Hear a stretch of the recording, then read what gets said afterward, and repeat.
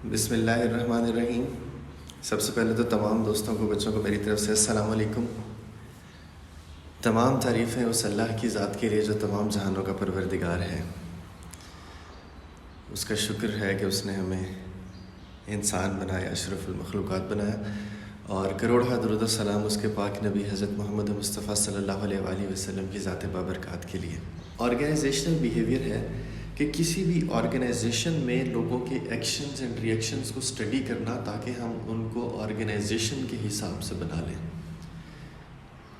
किसी भी जगह पे, किसी भी ऑर्गेनाइजेशन में इंडिविजुअल्स के एक्शन रिएक्शंस को, यानी कि उनके बिहेवियर्स को स्टडी करना किस पर्सपेक्टिव में, ताकि उनका बिहेवियर वैसा हो जाए जैसा हम करना चाह रहे हैं। अब ये सिर्फ ह्यूमन रिसोर्स का पर्सपेक्टिव है, इसमें फाइनेंशियल और फिज़िकल पर्सपेक्टिव को हम डिस्कस नहीं करेंगे। अब जब ऑर्गेनाइजेशनल बिहेवियर, इसमें हमने ह्यूमन के बिहेवियर को स्टडी करना है, तो ह्यूमन के बिहेवियर को स्टडी करने के लिए सबसे पहली चीज़ जिसे हम इम्पोर्टेंट कंसिडर करेंगे वो है उसकी एबिलिटी, क्योंकि ये एबिलिटी डायरेक्टली कंट्रीब्यूट करती है उसके बिहेवियर में। अब ये एबिलिटी क्या चीज़ है मैं बताऊंगा, आपको याद आ जाएगा कुछ। पहली चीज़ तो ये कि एबिलिटी, स्किल, कॉम्पिटेंस, कैपेबिलिटी, काबिलियत, सलाहियत, इन सब के सब अल्फाज को आप मुतबादल के तौर पे अल्टरनेटिवली इस्तेमाल कर सकते हैं। किसी किस्म की कन्फ्यूजन नहीं रखनी जहन में कि कोई मुख्तलिफ़ चीज़ें हैं। आपने इसको एक ही मतलब में, एक ही मानी में इस्तेमाल कर सकते हो। एबिलिटी को, स्किल को, कॉम्पिटेंस को, कैपेसिटी को, सलाहियत को, काबिलियत को। और है क्या चीज़? हम इसको कहते हैं एबिलिटी को आसान तरीन ज़ुबान में, it is capacity of an individual to perform a task. एक इंडिविजुअल की कैपेसिटी कि वो एक काम कर सके, it is called its ability. थोड़ा सा हम इसको अगर टेक्निकली एक्सप्लेन करें, मैं पहले एक आपके लिए बता चुका हूँ, उसको आपको याद आ जाएगा सुन के। हमने पढ़ा था कि all the demonstrable, observable and measurable characteristics of an individual that distinguish one person from the other। कि एबिलिटी, हम उस वक्त तक किसी सलाहियत को, किसी काबिलियत को एबिलिटी कंसीडर ही नहीं करते जब तक बंदा वो करके नहीं दिखा सकता। ये करके दिखाना is called demo, demonstration, practicable होना, प्रैक्टिकेबिलिटी, कि कोई चीज़ करके दिखा पाना। अब अगर कोई बंदा कोई चीज़ करके नहीं दिखा पाता, हम उसको एबिलिटी कंसीडर नहीं करते। दूसरी चीज़, अगर उसके अंदर सलाहियत, काबिलियत है, लेकिन वो उससे दूसरों को फ़ायदा नहीं पहुंचा रहा है, हम भी उसको एबिलिटी कंसीडर नहीं करेंगे। हमने इसका नाम रखा था observable by others. It should be beneficial for others. दूसरे लोगों को अंदाज़ा हो कि हाँ, ये बंदा है जिसको ये काम बाकियों से अच्छा आता है। जैसे कम्युनिकेशन स्किल है, 3-4 लोग बोलने के लिए आए तो हम क्या, यार ये ABCD में से ये सबसे अच्छा बोला है, ये सबसे अच्छा बोला है, इसका मतलब उसके अंदर वो एबिलिटी है, उसने करके दिखाई और बाकियों ने इसको ऑब्जर्व भी किया। अब capacity of an individual to perform various task, उसके अंदर एबिलिटी होती है तो उसका बिहेवियर भी इम्प्रूव होता है, वैसा हो जाता है जैसा हम करना चाह रहे हैं। यहाँ पे आके हम एबिलिटी की कुछ क्लासिफिकेशन देखते हैं। क्यों? क्योंकि मुख्तलिफ़ तरह के कामों के लिए मुख्तलिफ़ तरह की एबिलिटी चाहिए। अब जब मुख्तलिफ़ तरह के कामों के लिए मुख्तलिफ़ तरह की एबिलिटी चाहिए, इसकी मिसाल आप इस तरह से देखो, जब आप लोग किसी बैंक में जॉब के लिए टेस्ट देने के लिए जाते हो ना, तो वो आपको हॉल में बिठा के कागज़ पे सवाल करवाते हैं कि इन सवालों के जवाब दो ताकि हमें आपकी एबिलिटी का पता चले। लेकिन जब आप पुलिस या आर्मी में अप्लाई करने के लिए जाते हो तो वो आपसे कहते हैं कि ये सामने ग्राउंड है, दौड़ लगा के आओ। अब एक जॉब ऐसी है कि वहाँ पर रिक्वायरमेंट ही ऐसी है कि आपका दिमागी सलाहियत चाहिए उन्हें, तो वो इम्तिहान ही आपकी दिमागी सलाहियत से शुरू करते हैं। जबकि दूसरी तरफ आर्मी या पुलिस में जॉब के लिए उन्हें आपकी दिमागी सलाहियत के साथ साथ आपकी फ़िज़िकल फ़िटनेस, जिस्मानी सलाहियत का भी अच्छा होना चाहिए, और जब उन्हें उसकी भी ज़रूरत है, यहाँ पे आके हर जॉब के लिए, मुख्तलिफ़ तरह के कामों के लिए मुख्तलिफ़ तरह की एबिलिटी चाहिए। जब मुख्तलिफ़ तरह के कामों के लिए मुख्तलिफ़ तरह की एबिलिटी चाहिए, तो उसके लिए हम एबिलिटी की क्लासिफिकेशंस पढ़ते हैं। और ability in a broader sense, 2 तरह की इसकी क्लासिफिकेशन तकसीम हो सकती है। एक इंटेलेक्चुअल एबिलिटी और दूसरा फ़िज़िकल एबिलिटी। इंटेलेक्चुअल एबिलिटी को, उसके लिए हम लफ्ज़ इस्तेमाल करते हैं मेंटल एबिलिटी या कॉग्निटिव एबिलिटी। अब ये इंटेलेक्चुअल एबिलिटी, मेंटल एबिलिटी या कॉग्निटिव एबिलिटी, ये आपकी दिमागी सलाहियत है. It is your ability to perform intellectual task that involve thinking, reasoning and problem solving. अब ये थिंकिंग, रीजनिंग, प्रॉब्लम सॉल्विंग के 3 लफ्ज़ मैंने डेलिबरेटली बोले हैं कि थिंकिंग, रीजनिंग, प्रॉब्लम सॉल्विंग मतलब क्या है, कैसे है, मज़ीद बेहतर कैसे हो सकता है. थिंकिंग, रीजनिंग, प्रॉब्लम सॉल्विंग क्या है, कैसे है, मज़ीद बेहतर कैसे हो सकता है, इसके बारे में सोचना, दिमाग इस्तेमाल करना, ये हमारी कहलाती है इंटेलेक्चुअल एबिलिटी. इसी के लिए इंटेलेक्चुअल एबिलिटी के लिए लफ्ज़ इस्तेमाल होता है मेंटल एबिलिटी या कॉग्निटिव एबिलिटी. हर वो सलाहियत जिसका ताल्लुक़ आपके दिमाग से है. और इसके लिए फिर alternate word ability, intellectual skill, mental skill, cognitive skill एक ही चीज़ है. इंटेलेक्चुअल कॉम्पिटेंस वही बात है. यानी कि एबिलिटी, स्किल, कॉम्पिटेंस, सलाहियत, काबिलियत, हम इसे ऑल्टरनेटिवली इस्तेमाल कर सकते हैं. दूसरी जो फिज़िकल एबिलिटी है, जिस तरह उसके नाम से पता चलता है कि आपकी जिस्मानी सलाहियत है. It is your physical fitness to perform bodily tasks. जिस्मानी काम, बॉडीली टास्क परफॉर्म करने के लिए, जिस्मानी काम करने के लिए आपकी जो सलाहियत है वो कहलाएगी आपकी फ़िज़िकल एबिलिटी. ये तो थी इन ब्रॉडर सेंस. लेकिन उसके बावजूद हम जितने इंसान हैं ना, हम सब एक दूसरे से मुख्तलिफ हैं एबिलिटी के लिहाज से. अब जब हम सब एक दूसरे से मुख्तलिफ हैं तो कैसे मुख्तलिफ हैं, उसके लिए हम इस एबिलिटी को भी मज़ीद क्लासीफाई करते हैं. ये जो इंटेलेक्चुअल एबिलिटी है अब हमारे पास, इंटेलेक्चुअल एबिलिटी की आगे हम तकसीम मज़ीद करते हैं एक जनरल इंटेलेक्चुअल एबिलिटी और स्पेसिफ़िक इंटेलेक्चुअल एबिलिटी. ये जो जनरल मेंटल एबिलिटी है ना, ये IQ कहलाता है, इंटेलिजेंस क्वोशेंट. जो हम IQ का लफ्ज़ इस्तेमाल करते हैं वो आपकी जनरल मेंटल एबिलिटी है. जबकि स्पेसिफ़िक इंटेलेक्चुअल एबिलिटी जो है वो आपका एप्टीट्यूड है. अब ये क्या चीज़ें हैं, हम इसको बारी बारी डिस्कस करते हैं. जनरल मेंटल एबिलिटी वो है जिसका ताल्लुक़ किसी ख़ास जॉब से नहीं है, जबकि स्पेसिफ़िक इंटेलेक्चुअल एबिलिटी है जिसका ताल्लुक़ एक ख़ास जॉब, एक ख़ास फील्ड, एक ख़ास एरिया ऑफ स्पेशलाइजेशन से है. अब जनरल मेंटल एबिलिटी, इसका किसी ख़ास जॉब से ताल्लुक़ नहीं है, इसीलिए इसको IQ कहते हैं. दुनिया में जितने IQ टेस्ट हैं वो इन्हीं डायमेंशंस के ऊपर बनते हैं. अब जनरल मेंटल एबिलिटी की आगे मुख्तलिफ डायमेंशंस हैं. कौन कौन सी? पहली, नंबर एबिलिटी या अरिथमेटिक एबिलिटी या न्यूमेरिक एबिलिटी. एक ही चीज़ के 2-3 नाम हैं, मैंने आपके सामने लिख दिए हुए हैं. अब ये नंबर एबिलिटी, हम में से कुछ लोग ऐसे हैं कि वो ना कैलकुलेशंस बहुत अच्छी कर लेते हैं. पैसों का हिसाब किताब होता है, गिनने का काम होता है, कैलकुलेशंस हैं, एडिशन है, सब्ट्रैक्शन है, मल्टीप्लिकेशन है, वो बड़ी जल्दी जल्दी तेज़ कर लेते हैं. अब हम में से हर वो इंसान जो मैथमेटिकल कैलकुलेशंस स्पीडीली और एक्यूरेटली कर लेता है, उसका नंबर एबिलिटी बाकियों से अच्छी है, हिसाब किताब उसका बाकियों से अच्छा है. अब आप देखो कितना लॉजिकल है. कुछ जॉब्स ऐसी हैं जिनके लिए नंबर एबिलिटी ही चाहिए, उसकी अरिथमेटिक स्ट्रॉन्ग होनी चाहिए. अगर उसकी अरिथमेटिक स्ट्रॉन्ग होगी तो वो उस जॉब पे बाकियों से अच्छा परफॉर्म करेगा. मसलन अकाउंटेंट की जॉब है, मसलन टैक्स की जॉब है, मसलन कोई भी ऐसी ऑडिट की जॉब है जहाँ पे कैलकुलेशंस थोड़ी ज़्यादा चाहिए, अच्छी चाहिए. अब हम में से हर वो बंदा जो इस तरह की कैलकुलेशंस, न्यूमेरिक कैलकुलेशंस स्पीडीली और एक्यूरेटली कर लेता है, उसकी नंबर एबिलिटी बाकियों से अच्छी है. ये एक डायमेंशन हो गई इंटेलेक्चुअल एबिलिटी की. इंटेलेक्चुअल एबिलिटी की दूसरी डायमेंशन, हम में से कुछ लोग ऐसे हैं जिनकी ज़ुबान, दूसरों को चीज़ें समझाने की सलाहियत बाकियों से बेहतर है.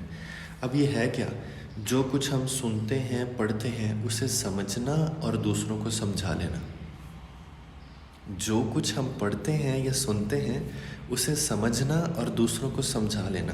अब देखो ऑब्वियस सी बात है, आप दूसरे को तब तक नहीं समझा सकते जब तक आपको खुद समझ ना हो.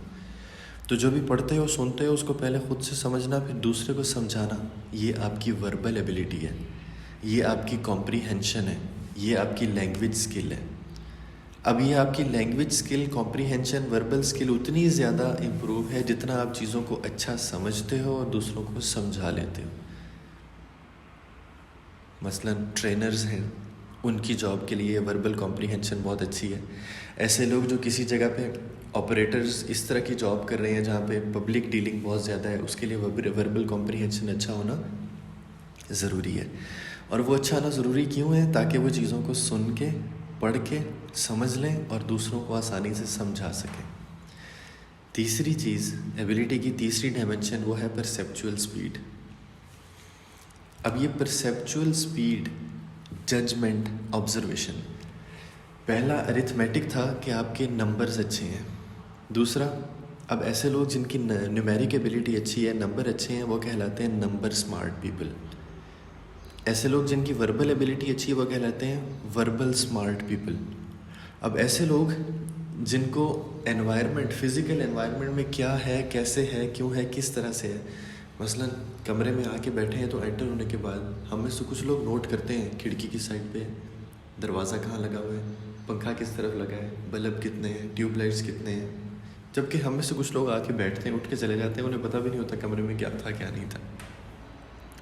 अब ऐसे लोग जिनकी ऑब्जर्वेशन अच्छी है, जो विजुअल सिमिलैरिटीज़ एंड डिफरेंसेस देखते हैं, क्या चीज़ कहाँ, कैसे, किस तरह से है, ये जो लोग विजुअल सिमिलैरिटीज़ और डिफरेंसेस देखते हैं ना, कि क्या, कहाँ, कैसे, किस तरह से नज़र आ रहा है, और फिर उसको याद रखते हैं, ऐसे लोग जो क्विकली, एक्यूरेटली डिफरेंसेस देख सकते हैं, सिमिलैरिटीज़ देख सकते हैं फिज़िकल एनवायरनमेंट में, उनकी परसेप्चुअल स्पीड या ऑब्जर्वेशन या जजमेंट बाकियों से बेहतर है। ये हमारे पास होगी तीसरी डायमेंशन। चौथी डायमेंशन हमारे पास है रीजनिंग या एनालिटिकल स्किल। अब ये रीजनिंग या एनालिटिकल स्किल क्या है? इसको हम कहते हैं लॉजिक इस्तेमाल करना, आर्ग्यूमेंटेशन करना। इसको हम कहते हैं किसी चीज़ के लिए अकली दलाइल देना, किसी चीज़ के लिए नुक्ता नज़र इस्तेमाल करना जिसमें इस्तिदलाल हो, बंदा दलील दे सके किसी चीज़ के बारे में। रिसर्चर्स की जॉब है, फोरकास्टिंग की जॉब्स हैं, डिफरेंट सजेशंस को एनालिसिस करना है, उसके बाद देखना है कौन सी ठीक है। प्रॉब्लम सॉल्विंग वाली जॉब है, कई लोगों के दरमियान नेगोशिएशंस करनी है, वो जॉब है। वहाँ पे रीजनिंग वाले लोग या एनालिटिकल स्किल वाले लोग ज़्यादा कामयाब रहते हैं। मसलन टाइम टेबल बनाना है, हाफिज़ इमरान साहब टाइम टेबल बनाते हैं हमारा। टाइम टेबल बनाने के लिए वो अपनी एनालिटिकल स्किल, रीजनिंग इस्तेमाल करते हैं। रीजनिंग को आगे दो तरह से, दो मज़ीद हिस्सों में तकसीम किया जाता है, वो हमारा टॉपिक नहीं है, लेकिन आप इसको देख लीजिएगा, मैंने साथ आपको भेजा है इसके material. Inductive reasoning, deductive reasoning, आपने इसको रिसर्च में डिस्कस किया हुआ है। एबिलिटी की नेक्स्ट डायमेंशन स्पेशियल विजुअलाइजेशन। इसके लफ्ज़ स्पेटियल लिखा हुआ है, लेकिन हम इसको पढ़ेंगे स्पेशियल विजुअलाइजेशन। ये आपकी इमेजिनेशन है कि हम किसी जगह बैठे हुए हैं तो हम वहाँ सोचें कि अगर इस जगह पे हम तब्दीली करें, इसको सजाएं संवारें, तो सजने संवरने के बाद ये जगह कैसी लगेगी। हमें से कुछ लोग अगर इमेजिन करना चाहें ना कि इस दीवार पे एक सीनरी लगी हो तो कैसी लगेगी, तो किसी के जहन में परसेप्शन बनती है, किसी के जहन में नहीं बनती। जिसके जहन में इमेज बनता है ना कि ये जगह चेंज होने के बाद कैसी लगेगी, इसका मतलब उसकी स्पेशियल विजुअलाइजेशन अच्छी है, उसकी इमेजिनेशन अच्छी है बाकियों से। जबकि हम में से ऐसे लोग मसलन इंटीरियर डेकोरेटर है, एक्सटीरियर डेकोरेटर है, प्लानर्स होते हैं, इवेंट मैनेजर्स होते हैं, ये लोग एक दफ़ा जगह को जाके देखते हैं और सोचते हैं यहाँ ये टेबल पड़ा हो, यहाँ स्टेज लगा हो, यहाँ ये चीज़ इस तरह से पड़ी हो तो ये जगह ज़्यादा अच्छी लगेगी। जबकि हम में से कुछ लोगों के जहन में ये चीज़ नहीं बनती। जिन लोगों के जहन में ये सारी की सारी चीज़ें बनती हैं, उनकी स्पेशियल विजुअलाइजेशन बाकियों से बेहतर है, उनकी इमेजिनेशन बाकियों से बेहतर है। हम इसको ये कह सकते हैं कि यह आपकी तख़य्युलाती सलाहियत है, ये आपकी तसव्वुराती अप्रोच है। और कुछ लोगों की ये स्ट्रॉन्ग है, कुछ लोगों की स्ट्रॉन्ग नहीं होती। और उसके बाद आखिरी डायमेंशन जिसको हम स्टूडेंट लाइफ में तकरीबन सबसे अहम डायमेंशन समझते हैं, वो है मेमोरी। मेमोरी के बारे में याद रखना है। मेमोरी का मतलब ये नहीं है कि आपको चीज़ें याद हैं। Memory is your capacity to recall the things which are remembered by you. अगर आपको चीज़ें याद हैं लेकिन ज़रूरत पड़ने पे आप उसको दोहरा नहीं पाते हो तो आपकी मेमोरी अच्छी नहीं है। यानी कि हम कह सकते हैं कि memory is your ability to retain and recall the experience. यहाँ पे रिटेन करना, याद रखना है, लेकिन रिकॉल करना, उसको दोहराना है। ये दोनों मेमोरी का हिस्सा है, इसके बगैर मेमोरी मुकम्मल नहीं है। अगर आप रिटेन नहीं रख सकते, आपकी मेमोरी अच्छी नहीं है। और अगर रिटेन रख लेते हो लेकिन ज़रूरत पड़ने पे रिकॉल नहीं कर सकते, आपकी मेमोरी अच्छी नहीं है। तो it is your capacity to retain and recall the important information, your capacity to retain and recall your experiences, जो आपने पढ़ा, सुना, देखा, उसको याद रखना और ज़रूरत पड़ने पे उसको दोहरा पाना, ये आपकी मेमोरी है। अब ये कुछ लोग, अब हम में से कुछ लोग मेमोरी स्मार्ट हैं, कुछ लोग इमेजिनेशन स्मार्ट हैं, कुछ लोग लॉजिकल स्मार्ट हैं, कुछ लोग एनालिटिकल स्मार्ट हैं, कुछ लोग कॉम्प्रिहेंसिव स्मार्ट हैं, कुछ लोग न्यूमेरिक स्मार्ट हैं। इसके अलावा भी हमारे पास कुछ डायमेंशन होती हैं, लेकिन उनका चूँकि जॉब से डायरेक्टली कोई ताल्लुक नहीं है तो हम यहाँ उन्हें डिस्कस नहीं करें। मसलन कुछ लोग नेचर स्मार्ट होते हैं, वो नेचुरल एनवायरनमेंट को बहुत अच्छा ऑब्जर्व करते हैं, उसमें चेंजेस, क्लाइमेटल चेंजेस इस तरह के ऑब्जर्व। कुछ लोग हमें से, जिसको हम कह सकते हैं म्यूज़िक स्मार्ट होते हैं, कुछ लोग हमारे पास क्रिएटिव स्मार्ट होते हैं। लेकिन यहाँ पे ये हम 6-7 डायमेंशन डिस्कस करेंगे जो मैंने आपके सामने लिखी हुई हैं। ये तो हो गई इंटेलेक्चुअल एबिलिटी और उसकी डायमेंशंस। हम यहाँ पे ये देखते हैं कि किस बंदे के अंदर कौन सी एबिलिटी है और वो कौन सी जॉब अच्छी कर सकता है। क्यों? हमने उसका बिहेवियर अपने हिसाब से मैनेज करना है। दूसरी डायमेंशन जो एबिलिटी की है, जिसको हमने फ़िज़िकल एबिलिटी का नाम दिया है, ये आपकी जिस्मानी सलाहियत कि how to perform various bodily task हैं। इसकी भी आगे से 3 इम्पॉर्टेंट डायमेंशंस हैं, और वो 3 डायमेंशंस हैं स्ट्रेंथ, स्टेमिना और कोऑर्डिनेशन या बैलेंस। अब ये स्ट्रेंथ, स्टेमिना और कोऑर्डिनेशन क्या चीज़ है? सबसे पहली चीज़ strength. Strength is measure of your strongness. ये आपकी मजबूती है। किस सेंस में? It is measure of your strongness in terms of bearing external pressures. यहाँ पे एक्सटर्नल प्रेशर्स से क्या मुराद है? एनवायरमेंटल प्रेशर्स कह सकते हैं हम इसको।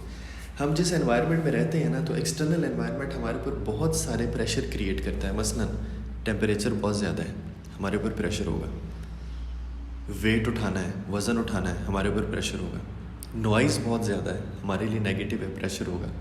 एयर पोल्यूशन बहुत ज़्यादा है, हमारे लिए प्रेशर है। एक्स रेज़ है, वहाँ पे तापकारी है, उसमें काम करना है, हमारे लिए प्रेशर है। टेम्परेचर माइनस है, हमारे लिए प्रेशर है। अब ये सारे के सारे प्रेशर्स बर्दाश्त कितना कर सकता है बंदा, ये मेजर ऑफ स्ट्रॉन्गनेस है, ये आपकी स्ट्रेंथ है। मसलन एक बंदा धूप में काम कर सकता है काफ़ी देर, ये उसकी स्ट्रेंथ है। एक बंदा माइनस टेम्परेचर में काम कर सकता है, ये उसकी स्ट्रेंथ है। नॉइज़ बहुत ज़्यादा हो तो एक बंदे को फ़र्क नहीं पड़ता, वो काम कर लगा रहता है अपना, ये उसकी स्ट्रेंथ है। यहाँ पे स्ट्रेंथ से मुराद है strongness of a person in terms of taking external pressures. तेज़ हवा में काम कर सकता है, फील्ड वर्क कर सकता है, शोर में काम कर सकता है, हैवी मशीन्स में काम कर सकता है, वेट्स उठा सकता है, रेज में काम कर सकता है, माइनस टेम्परेचर में काम कर सकता है, ये उसकी स्ट्रेंथ है। अब पहली चीज़, ये आपकी मजबूती, आपकी स्ट्रेंथ है कि आप कितने एक्सटर्नल प्रेशर बर्दाश्त कर सकते हो, लेकिन वही प्रेशर कितनी देर बर्दाश्त कर सकते हो। मसलन एक बंदा धूप में काम तो कर सकता है, लेकिन कॉन्टीन्यूसली उस धूप में कितनी देर काम कर सकता है। ये जो कॉन्टीन्यूटी है, ये जो कंसिस्टेंसी है, ये जो इस्तिकामत है, वही काम देर तक करने की, ये है स्टेमिना। तो फिज़िकल एबिलिटी की दूसरी इंपॉर्टेंट डायमेंशन स्टेमिना है। ये आपकी, अब हम में से कुछ लोग ऐसे हैं कि उनके अंदर स्ट्रेंथ है, स्टेमिना ज़्यादा नहीं है। हम में से कुछ लोग ऐसे भी हो सकते हैं कि स्टेमिना है, स्ट्रेंथ बहुत ज़्यादा नहीं है। कुछ लोगों में ये दोनों डायमेंशन एग्जिस्ट करती हैं। अब ये स्ट्रेंथ और स्टेमिना दोनों की दोनों डायमेंशंस एक दूसरे से मुख्तलिफ हैं, लेकिन एक दूसरे की मदद करती हैं किसी भी काम को करने के लिए। तो है क्या? Strength is your measure of strongness, stamina is your consistency और continuity to perform that specific task for a longer period of time. और तीसरी चीज़ कोऑर्डिनेशन है, बैलेंस है between various parts of body. अब ये कोऑर्डिनेशन या balance between various parts of body क्या है? Coordination between various parts of body का मतलब ये है कि मुख्तलिफ जो आपके जिस्मानी आज़ा हैं वो एक काम को कितने अच्छे तरीके से हैंडल करते हैं। मैं आपको इसकी मिसाल दे सकता हूँ। ड्राइविंग, बाइक चलाते हुए, गाड़ी चलाते हुए, अगर गाड़ी चला रहे हो, एक हाथ आपने स्टीयरिंग पे रखा हुआ है, एक हाथ गियर पे है, एक पाँव एक्सीलरेटर पे है और एक पाँव क्लच पे है। अगर ये चारों हाथ पाँव एक दूसरे के साथ कोऑर्डिनेट करेंगे, बैलेंस्ड होंगे, तो गाड़ी अच्छी चलेगी। अगर आप क्लच जल्दी दबा के जल्दी छोड़ दोगे, अगर आप रेस एकदम से दे दोगे, इसका मतलब चारों हाथ पैर एक दूसरे को कोऑर्डिनेट नहीं कर रहे, एक दूसरे को असिस्ट नहीं कर रहे, एक दूसरे की मदद नहीं कर रहे उस काम को परफॉर्म करने में। तो यहाँ पे कोऑर्डिनेशन से मुराद है balance between various parts of body. और हमें पता है कि तकरीबन सब के सब तमाम फिज़िकल एक्टिविटीज़ ऐसी हैं जिसमें कोऑर्डिनेशन या बैलेंस चाहिए। चाहे आप कंप्यूटर पे बैठे टाइपिंग कर रहे हो, उसके लिए उंगलियों में बैलेंस चाहिए।